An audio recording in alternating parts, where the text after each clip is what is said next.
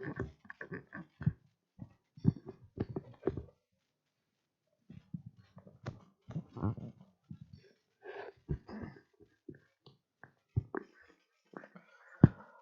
आप लोग? जय हिंद। शुरू करते हैं डिस्कशन। ईडीएम का डिस्कशन शुरू करना है आप लोगों को। सब ठीक ठाक चल रहा है और ये ईडीएम का 12th क्लास होगा और 12th क्लास है तो वैसे भी इम्पैक्ट है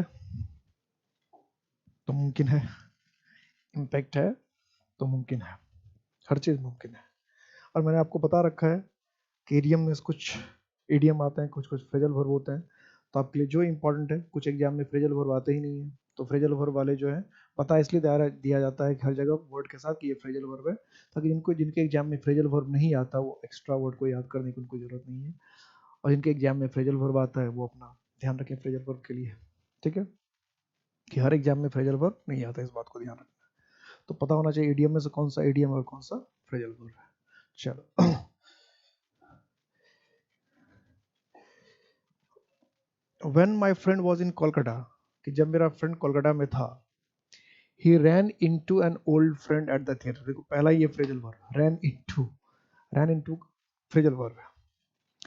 तो ran into का मतलब क्या कि when my friend was in Kolkata, कि जब मेरा फ्रेंड कोलकाता में था, he ran into an old friend at the theater, कि थिएटर में ran into मतलब क्या क्या कहेंगे, थिएटर में हिट मार दिया और पुराने फ्रेंड को से टकरा गया।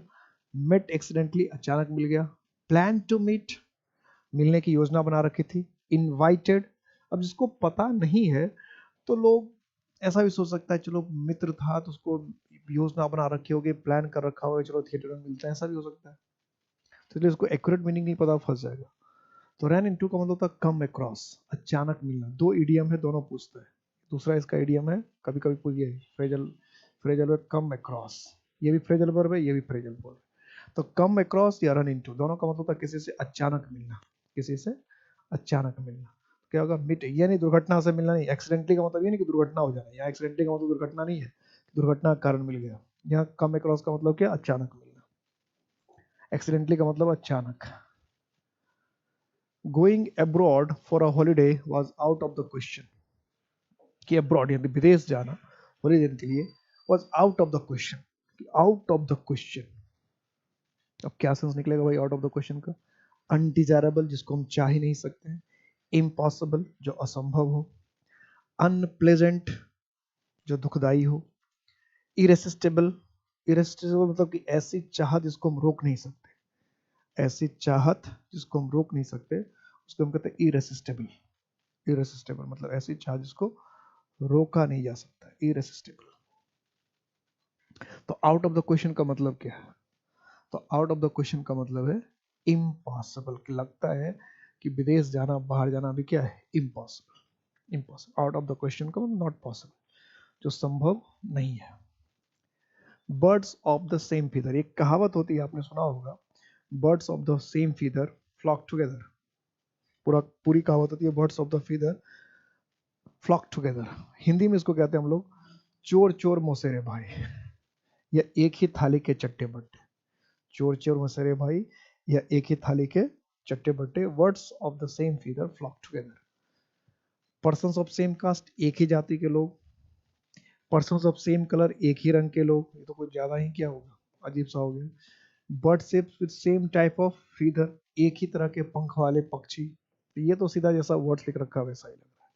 क्या होगा, पर्सन्स ऑफ सेम कैरेक्टर, कि एक ही स्वभाव के व्यक्ति, एक ही स्वभाव के व्यक्ति। Birds of the same feather flock together, एक ही थाली के छट्टे बट्टे होना, चोर चोर मसेरे भाई होना, एक ही प्रकृति के, एक ही स्वभाव के, एक ही प्रकार का व्यक्ति होना, एक ही तरह के सोच वाले, एक ही तरह की समझ वाले व्यक्ति होना। ठीक है, words of the same feather. To fight tooth and nail, to fight tooth and nail. Fight tooth and nail का मतलब क्या? अब इसको सीधा, इसमें सेंटेंस तो है नहीं। To fight a losing battle, कि हारते हुए लड़ाई को लड़ना। टू फाइट अ हीरोइकली, और इसमें नहीं लगा, गलती से हो गया। फाइट हीरोइकली, बहादुरी से लड़ना। टू फाइट कवार्डली, डर के लड़ना, डरपोक की तरह लड़ना। To make every possible effort, हर संभव प्रयास करना, to fight tooth and nail.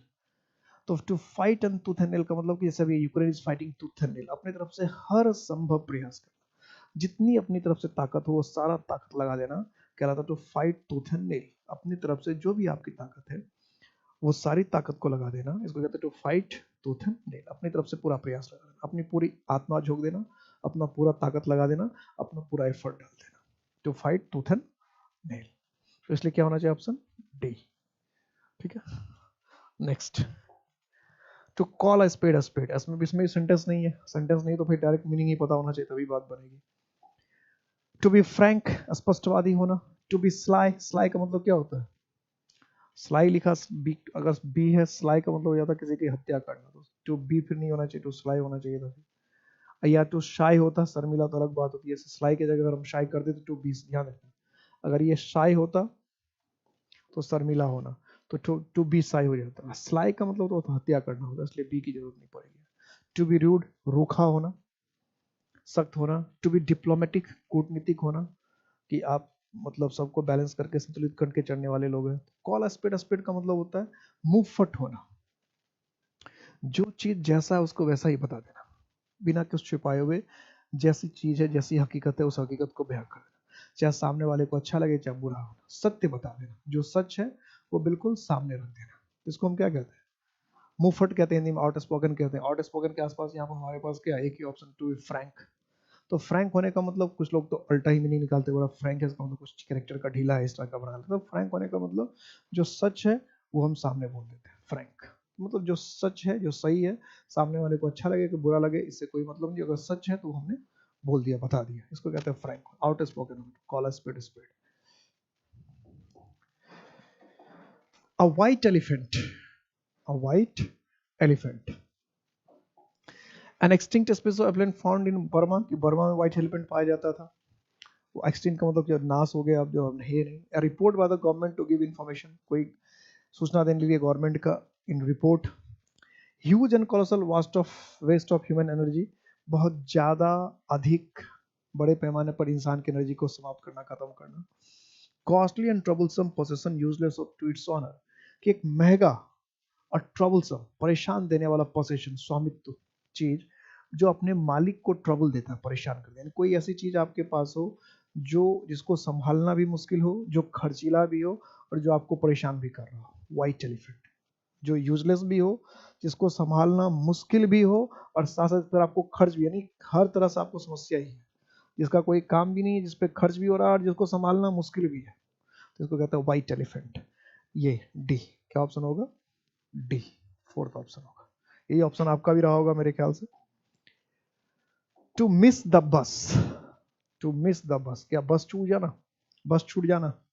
Miss the बस लिख रहे इसका मतलब क्या, बस निकल जाना, बस चूक जाना, बस का छूट जाना, क्या हो, to miss the bus. To miss the bus that one regularly takes, यानी जो बस आप हमेशा लेते हैं उसका छूट जाना। टू मिस एन अपॉर्चुनिटी, मौका चूक जाना। To have something to fall back upon, किसी का सहारा नहीं, कुछ ऐसा चीज होना जिसके पास सहारा ले सकते हैं। To find fault with others, दूसरे में गलती निकालना, दूसरे में गलती निकालने या दूसरे की गलती निकालना, क्या ऑप्शन होगा।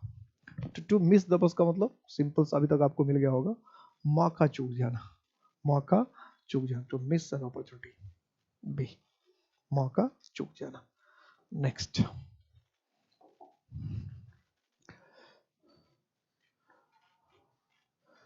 Winter was so bad, winter यानी सर्द ऋतु इतना खराब था, that the nomadic tribesman, nomadic का मतलब क्या, यायावर, नोमैटिक का मतलब घुमंतु, घूमते रहने वाला, वन वर्ड सबसे में बहुत पूछता है, नोमैटिक इधर उधर घूमते रहने वाला, यायावर।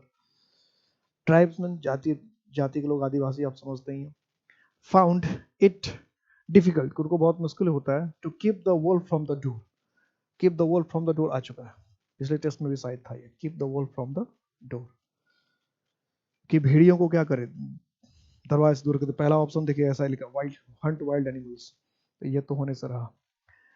एस्केप आर्ट, तो आप बता ही चुके इसको ज्यादा। एस्केप स्टारवेशन, भूखमरी से बचना, यानी गरीबी को अपने घर से दूर रखना, गरीबी को अपने घर से दूर रखना, भूखमरी से बचना, तो escape starvation. There is no soft option to the crisis now, कि जो क्राइसिस है, जो संकट है, उसके लिए कोई सॉफ्ट ऑप्शन नहीं बचा। सॉफ्ट का मतलब ऐसे बोला है, ऑप्शन का मतलब विकल्प। तो अगर इस हिसाब से हम देखें तो क्या करें, पॉपुलर ओपिनियन, कोई लोकप्रिय मत, लोकप्रिय विचार, पॉपुलर सॉल्यूशन, लोकप्रिय समाधान, इजी एंड एग्रीएबल ऑप्शन, मतलब एक आसान और जो सबको क्या करे, पसंद आए, सॉफ्ट ऑप्शन, डिफिकल्ट चॉइस, बहुत ही मुश्किल विकल्प। तो सॉफ्ट ऑप्शन नहीं बचा, यानी सॉफ्ट ऑप्शन नहीं बचा, इसका मतलब क्या, कोई ऐसा ऑप्शन नहीं बचा जो सबके लिए प्रिय फेवरेबल है, जो सबको मान ले। कभी कभी हार्ड स्ट्रिक्ट लेना है, जो तो किसी को मान लगे अच्छा लगे, किसी को अच्छा नहीं लगे, जैसे अभी 370 हटाना था, तो ये कोई सॉफ्ट ऑप्शन नहीं था, इसलिए अभी तक कांग्रेस हटा नहीं। हार्ड केस बहुत लोगों को उसको बुरा लगना था, लगा भी, अभी भी लग रहा है। तो कभी कोई समस्या का कभी हमारे पास सॉफ्ट ऑप्शन नहीं होता, ठीक है। जैसे कश्मीर फंडियों के लिए भी कश्मीर फाइल्स आई थी, सॉफ्ट ऑप्शन नहीं। अब इसमें कुछ पार्टी इसमें सॉफ्ट ऑप्शन निकालने की कोशिश कर रही है, वो अपने हिसाब से कर रही है, उनको अपना फायदा देखना है। लेकिन जो हुआ था वो तो काफी बहुत सही है, सब जान रहा था। लोग अभी तक इस पर डिस्कस क्यों नहीं कर रहे थे, ये पता नहीं चल रहा, लेकिन सामने तो आना चाहिए था। इसका मतलब क्या है, इजी एंड एग्रीएबल ऑप्शन, कोई आसान और जो सब उस पर सहमत करे, ऐसा कोई ऑप्शन नहीं था, इजी एंड एग्रीएबल ऑप्शन नहीं था। The teacher's announcement to conduct a snap test. Snap test, snap मतलब क्या होता है, बीच में तोड़ना, झपट देना, आधा अधूरा। As a bolt from the blue to many students. तो बोल्ट का मतलब कोई टुकड़ा, नोट बोल्ट जो लगाता है वो, फ्रॉम द ब्लू, ब्लू का मतलब क्या, आकाश। तो आकाश से गिरा हुआ, आसमान से टपका हुआ, तो आसमान से टपका हुआ, आकाश से गिरा हुआ, उसको क्या कैसे कहते हैं कि आसमान से गिरा, आकाश से टपका। इमेजिनरी, काल्पनिक। अनएक्सपेक्टेड, जिसको एक्सपेक्ट नहीं किया, तो फॉरबिडन, जो मना हो, निषिद्ध हो। हेवनली, आकाशीय। तो भाई टेस्ट वैसे बिना बताए ले लेना क्या होगा, अगर कोई, एक तो हम लोग बताकर भी टेस्ट देना नहीं चाहते, ऊपर से कोई टीचर जो बिना बताए टेस्ट ले ले, तो समझिए मैक्सिमम स्टूडेंट का क्या होगा। तो टेस्ट लेना क्या है, बोल्ट फ्रॉम द ब्लू के हिसाब से अगर हम देखें तो अनएक्सपेक्टेड, क्या है, unexpected, B, unexpected. Next, he and his friends are sailing in the same boat, कि वह और उसके जो मित्र हैं एक ही बोट में सेल कर रहे हैं, यानी एक ही नाव की सवारी कर रहे हैं। अब एक ही नाव की सवारी कर रहे हैं, इसका क्या मतलब है भाई, एक ही नाव में बैठे हैं, दोनों एक ही नाव में बैठे हैं, sail in the same boat, क्या है बताओ। देखिए option, sailing together in the same boat, कि एक ही नाव में सेल कर रहे हैं। Sailing the financial and social condition, कि दोनों का फाइनेंशियल और सोशल कंडीशन, आर्थिक और सामाजिक जो स्थिति है वही जैसा है। Being in the same difficult situation, कि एक जैसे मुश्किल हालात में है। Getting rid of the difficult situation, कि जो मुश्किल सजा है उससे बाहर आ रहे हैं। गेट रिड ऑफ का मतलब क्या, छुटकारा पाना। गेट रिड ऑफ, ये भी ईडीएम में कई बार पूछा है, इसका मतलब होता है छुटकारा पाना, ये ईडीएम है, गेट रिड ऑफ, छुटकारा पाना। तो same in the boat, in the same boat का मतलब कि मुश्किल हालात, एक जैसे मुश्किल हालात में, जो गति तोरा सो गति मोरा, क्या है, जो गति तोरा सो गति मोरा, जैसी आपकी हालत वैसी हमारी हालत, और अच्छी वाली नहीं, बुरी वाली, ठीक है, कि आपकी भी हालत खराब और हमारी भी हालत खराब है, तो इसको कहते हैं sail in the same boat. तो क्या हो जाएगा, see, being in the same difficult situation. To be successful in today's world, we require the gift of the gap, कि आज की दुनिया में सफल होने के लिए हमें गिफ्ट ऑफ द गैप चाहिए। और गिफ्ट ऑफ द गैप ये भी रिपीट हो रहा है, इससे पहले भी हम लोग इसको डिस्कस कर चुके हैं, इससे पहले हम लोग डिस्कस कर चुके हैं ना, गिफ्ट ऑफ द गैप हो चुका है। The ability to speak well, good interpersonal skills, divine help and guidance, a fierce competitive spirit. पहला ही ऑप्शन होगा, एबिलिटी टू स्पीक वेल, कि अच्छे से बोलने की क्षमता। इंटरपर्सनल स्किल का मतलब होता है बोलचाल, बोलने समझने की स्किल। डिवाइन, डिवाइन का मतलब स्वर्गीय हेल्प और गाइडेंस, की आसमान से हो। फियर्स का मतलब क्या होता है, काफी सख्त, काफी प्रतियोगिता से भरा हुआ, चुभने वाला, फियर्स टफ, कॉम्पिटिटिव स्पिरिट की बहुत ज्यादा कंपटीशन की भावना है। तो गिफ्ट ऑफ द गैप का मतलब ऐसा नहीं, गिफ्ट ऑफ द मतलब आर्ट ऑफ स्पीकिंग, बोलने की कला। टू टेक टू हार्ट, ये तो ये भी मुझे लगता है रिपीट हो रहा है, take to heart, take to heart.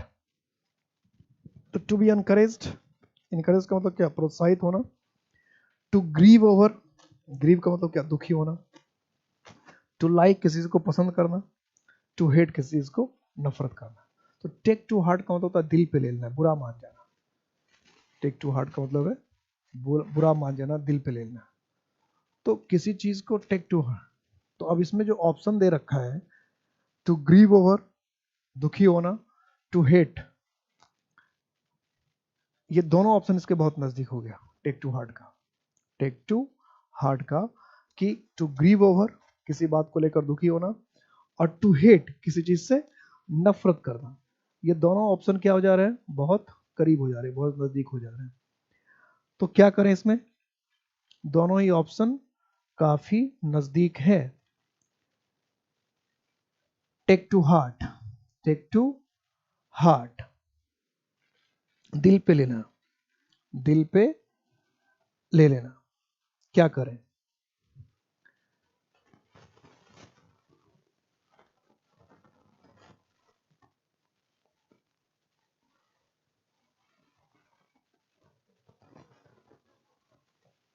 Take to heart, to be encouraged, take to heart, grieve over, दुखी होना, टू लाइक, किसी को पसंद करना, टू हेट, किसी से नफरत करना। टेक टू हार्ट, इसमें देखिए कभी कभी क्या होता है, टेक हार्ट, ये बिना अगर टू के होगा टेक हार्ट, इसका मतलब होता उत्साहित होना, प्रोत्साहित होना। ठीक है, ठीक है, टेक टू हार्ट। तो टेक हार्ट जब रहता है नॉर्मली, तो टेक हार्ट में हम नॉर्मली हम लोग ये भी लिखते हैं टेक हार्ट का कि किसी चीज से क्या हो जाना, प्रोत्साहित हो जाना, किसी चीज से प्रोत्साहित हो जाना। और नॉर्मली जब हम बात करते हैं,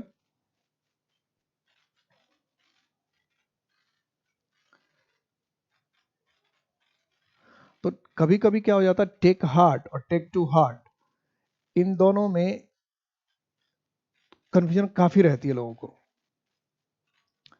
काफी ज्यादा।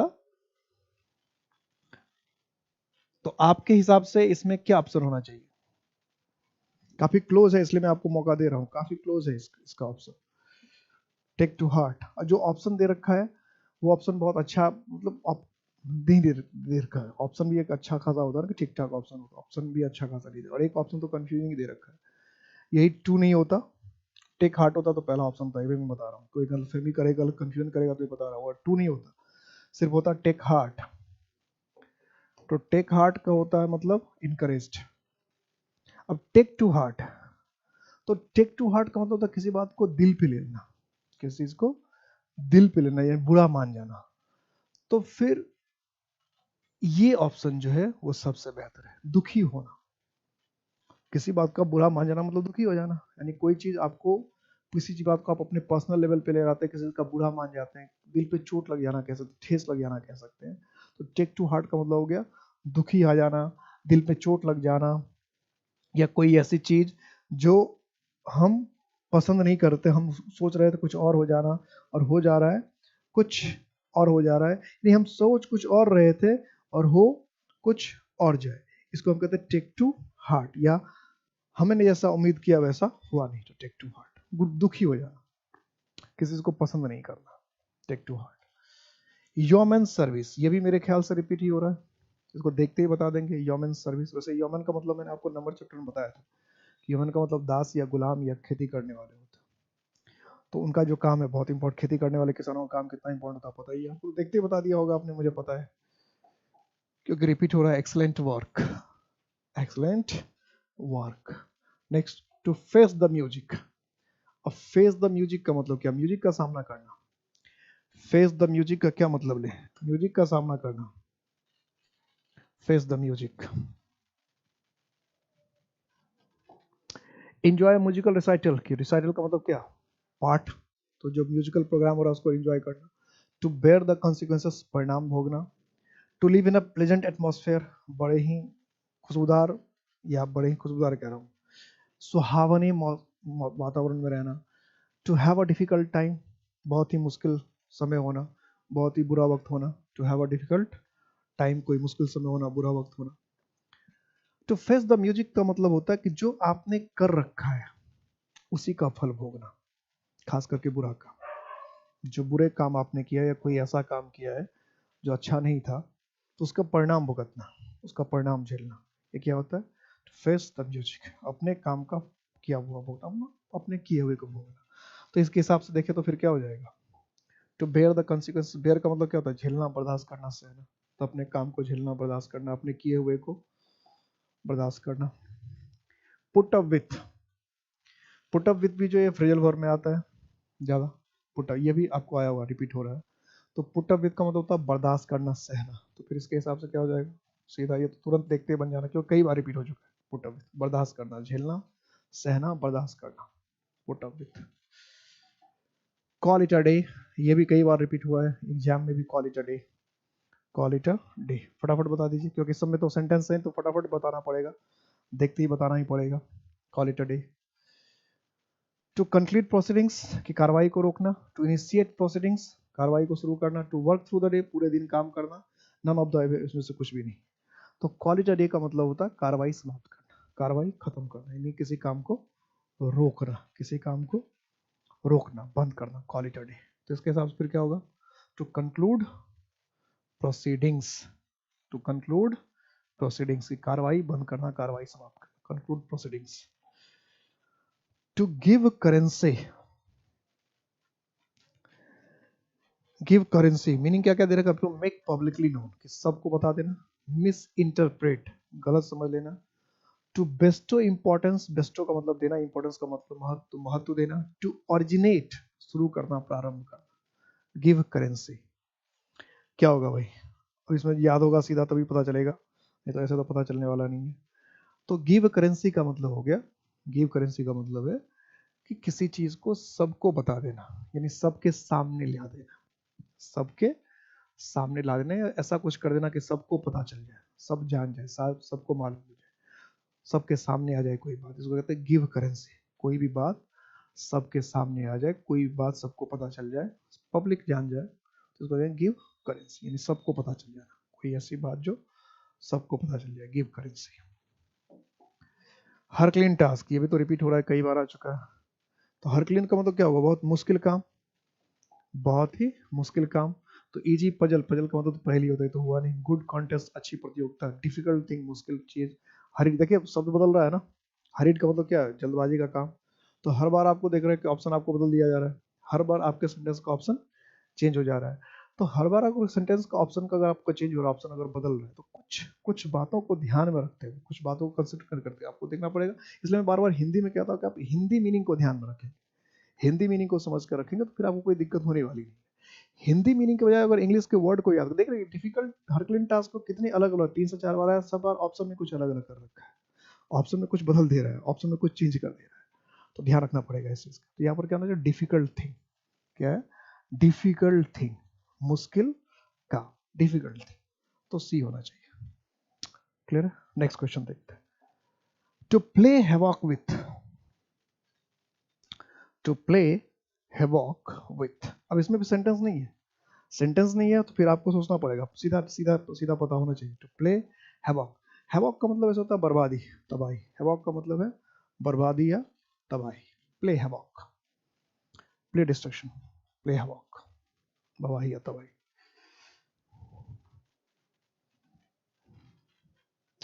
प्ले हैवॉक, तो रियून का मतलब बर्बाद करना, अल्टर का मतलब चेंज करना, सैलो का मतलब निगल जाना, और एफेक्ट का मतलब प्रभावित करना। तो हैवॉक का मतलब क्या है, बर्बादी, तबाही। हैवॉक का मतलब डिस्ट्रक्शन, तबाही, बर्बादी। तो इसके हिसाब से देखें तो क्या हो जाएगा, फर्स्ट ऑप्शन होना चाहिए, टू रियून, किसी को क्या करना, बर्बाद कर देना, किसी चीज को बर्बाद कर देना, समाप्त कर देना, खत्म कर देना। To play havoc with. Next, a bone of contention, contention word तो कई बार आया हुआ है। कंटेंशन का मतलब क्या होता है, विवाद या झगड़ा, विवाद या झगड़ा, बोन ऑफ कंटेंशन। अब हड्डी, अब बोन का मतलब तो हड्डी पता ही है। तो मैटर ऑफ डिस्प्यूट, विवाद का मुद्दा। अ सेटल्ड क्वारल, एक ऐसा झगड़ा जो आपने सेटल कर दिया, स्थापित हो चुका है। फूड फॉर थॉट, सोचने के लिए कोई विचार, भाव। कंपटीशन, प्रतियोगिता, तो क्या होना चाहिए, तो बोन ऑफ कंटेंशन, विवाद का मुद्दा, मैटर ऑफ डिस्प्यूट। आसान सा था, या रिपीट भी है, आसान भी था, साथ रिपीट भी है। लिटिल गस ऑफ ग्रेटिट्यूड, गस का मतलब क्या होता है, झोंका, प्रवाह, वेग, किसी का धारा, गश, किसी चीज की धारा, किसी चीज का वेग, किसी चीज का प्रभाव। और ग्रेटिट्यूड, ग्रेटिट्यूड का मतलब क्या, कृतज्ञता। तो little gust of gratitude, gradual recovery, धीरे धीरे ठीक होना, फ्रेंडली फीलिंग, दोस्ताना व्यवहार, एक्सेसिव लेबर, ज्यादा जरूरत से ज्यादा मेहनत, एक्सेसिव इंथुजिज्म, जरूरत से ज्यादा उत्साह। क्या होगा बताओ, क्या होना है बताइए। A little glass of gratitude क्या हो जाएगा, फ्रेंडली फीलिंग, मतलब दोस्ताना भाव, सौहार्द का भाव, एक दूसरे को हेल्प करने का भाव, एक दूसरे को मदद करने का भाव, फ्रेंडली, दोस्ताना, मैत्रीपूर्ण। Little great of gratitude, gush of gratitude. To lose ground, अब इसका शब्द का मीनिंग देखते हैं। लूज ग्राउंड का मतलब क्या, जमीन खोना। तो जमीन खोना क्या होगा, जमीन खोना। टू बिकम लेस पावरफुल, कि कम शक्तिशाली हो जाना। टू बिकम लेस पॉपुलर, कम लोकप्रिय होना। टू लूज फाउंडेशन, अपना आधार खो लेना। To be without a leader, एक नेता के बिना हो जाना।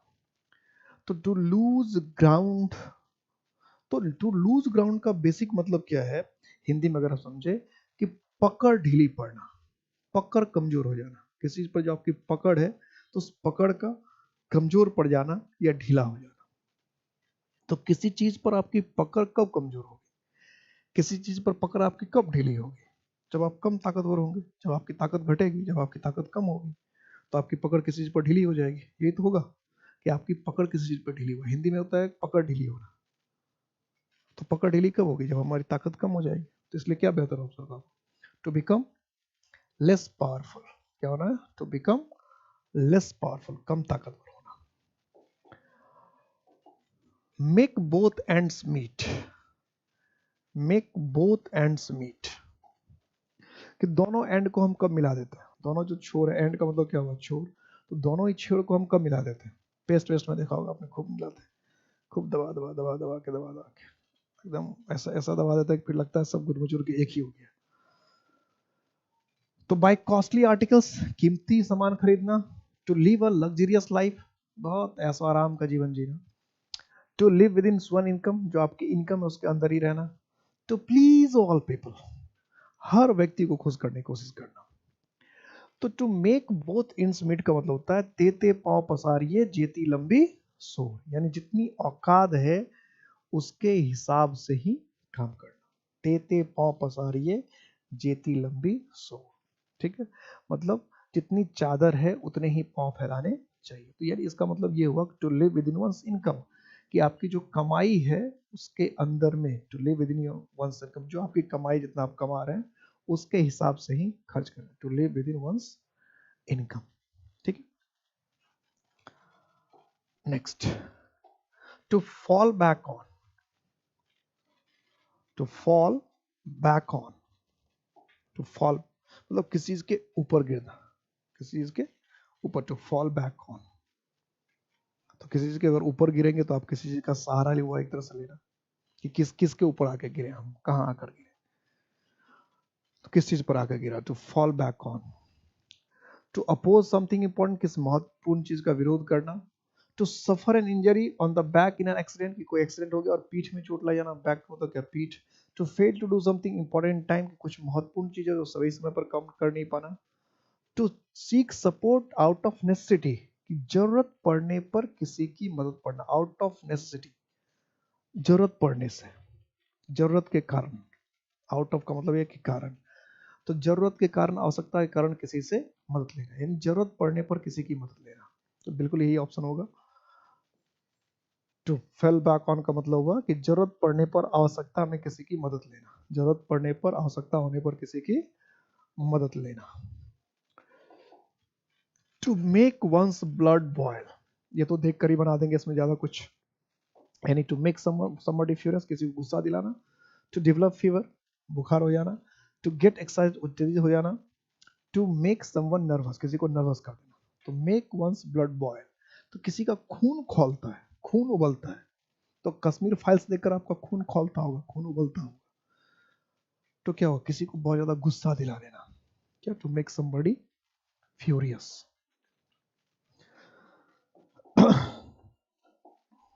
तो स्ट्रेन एवरी नर्व, स्ट्रेन का मतलब क्या, दबाव डालना, और नर्व का मतलब आप पता ही है, जो हमारे अंदर जो तंत्रिका तंत्र वगैरह होती है, तो हर एक नर्व पर दबाव डालना, किस नर्व को प्रेशर डालने से पता नहीं कौन सा काम हो जाए, कौन सा बन जाए।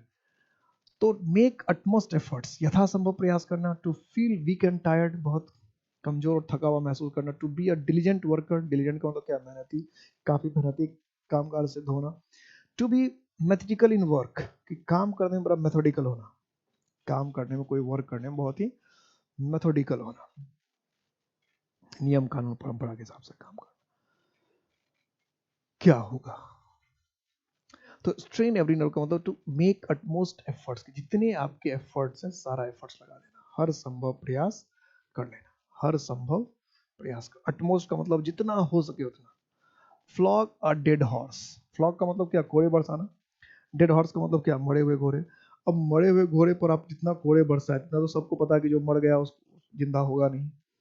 तो वी पर डेड हॉर्स, कि मरे हुए घोड़े को कोड़े बरसाना, to attempt to do the impossible, कुछ असंभव करने का प्रयास करना, वेस्ट वंस एफर्ट्स, अपने प्रयास को गंवाना, बर्बाद करना, to take advantage of a weakness, कि किसी की कमजोरी का फायदा उठाना।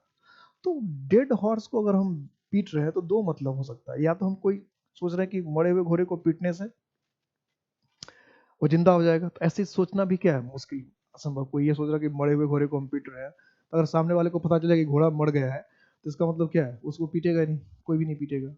तो आपका मीनिंग ये नहीं कि मरे हुए घोड़े कोई पीटा तो कोई असंभव काम करने की कोशिश कर रहा है, तो ये मीनिंग निकालना थोड़ा सा अटपटा सा लगता है। फिर भी अगर मरे हुए घोड़े को कोई पीट रहा है तो इसका मतलब कुछ ऐसा काम कर रहा है जो किसी बात का नहीं, जिससे कुछ फायदा नहीं होना है। तो कोई अगर आप ऐसा काम कर रहे हैं जिससे कुछ होने वाला नहीं है, बल्कि आपका समय और आपकी एनर्जी बर्बाद होगी, तो इसको कहते हैं dead flog a dead horse. तो इसके हिसाब से इसका मीनिंग होना चाहिए वेस्ट वंस एफर्ट्स, कि अपने प्रयास को, अपने ताकत को, अपनी क्षमता को बर्बाद करना, waste one's effort, to flog a dead horse. To show a clean pair of heels, जब हिल्स का मतलब क्या, एड़ी, और क्लीन पेयर मतलब दोनों पेड़ देख, दोनों एड़ियां दिखना। तो किसी की दोनों एड़ियां कब दिखेगी, तो किसी की दोनों एड़ियां तब दिखेगी जब बिल्कुल खाली पैर भागेगा, दुम दबा के भागेगा, हिंदी में कहते हैं दुम दबा कर भागना, कोई कहता है सिर पे पैर रख कर भागना। तो दुम दबा के भागना, सिर पे पैर रख के भागना, जो भी हो, तो सो क्लियर पेयर ऑफ सफीर। तो हाइड का मतलब छुपाना है तो होगा ही नहीं। स्केप का मतलब क्या, भाग निकल लेना। परस्यू का मतलब किसी को फॉलो करना, परस्यू फॉलो तो एक ही चीज हो गया। तो फिर इसमें बचेगा क्या, एक ही ऑप्शन बचेगा, स्केप। देखिए कितना आसान, हिंदी में इसका बड़ा खतरनाक मैंने कहा, सिर पर पाँव रख कर भागना, दुम दबा कर भागना, इतना खतरनाक होता है।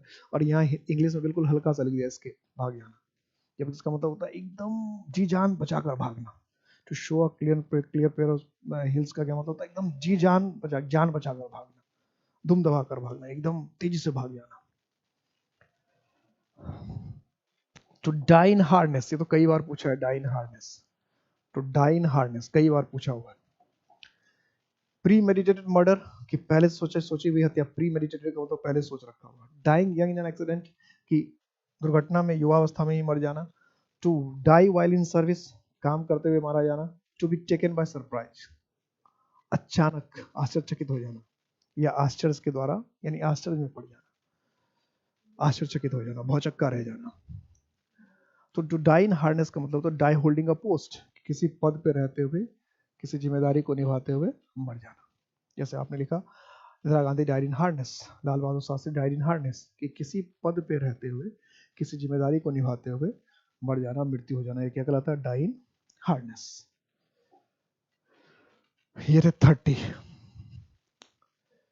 आज ज्यादा में ऑप्शन कम थे, सेंटेंस नहीं था, इसलिए थोड़ा आसानी से कम समय में बन गया। सेंटेंस रहता तो सेंटेंस पढ़ने थोड़ा सा वक्त लगता है, सेंटेंस पूरा तो पढ़ना ही पड़ता है। बार बार मैं कह रहा हूँ, इम्पैक्ट एकेडमी हमेशा हर वक्त हर कदम पे आपके साथ है। खूब जी जान से मेहनत कीजिए, खूब ताकत लगाकर, खूब बल लगाकर, खूब मेहनत से जी जान लगाकर मेहनत कीजिए। हर कदम पे, हर वक्त पर इम्पैक्ट एकेडमी आपको आपके साथ मिलेगा। कभी कोई प्रॉब्लम हो, कोई दिक्कत हो, तो हर एक टीचर आपके साथ हमेशा कॉपरेशन के लिए तैयार रहेंगे। अपना ख्याल रखिएगा। जय हिंद।